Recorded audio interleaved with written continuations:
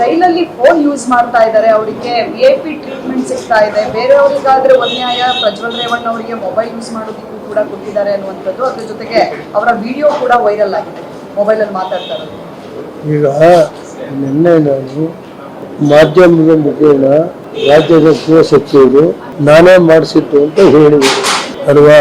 ಅದರಿಂದ ಅವ್ರದೇ ಸರ್ಕಾರ ಇದೆ, ಅವ್ರದೇ ಸರ್ಕಾರ, ಗೃಹ ಮಂತ್ರಿಗಳೇ ಹೇಳಿದ್ದೇನೆ, ನಾನೇ ರಿಯಾಕ್ಟ್ ಮಾಡೋದಿದೆ ಸರ್.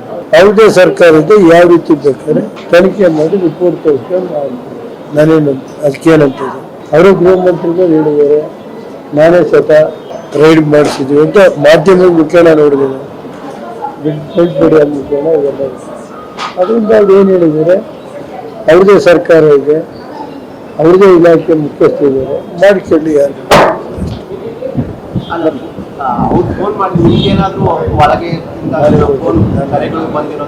ಅವ್ರು ಏನು ತನಿಖೆ ಮಾಡ್ತಾರೆ ಮಾಡಿ. ಕರುನಾಡು ಟೈಮ್ಸ್ ಚಾನೆಲ್ನಲ್ಲಿ ಸುದ್ದಿ ಮತ್ತು ಜಾಹೀರಾತು ನೀಡಲು ಈ ನಂಬರ್ಗೆ ಕರೆ ಮಾಡಿ.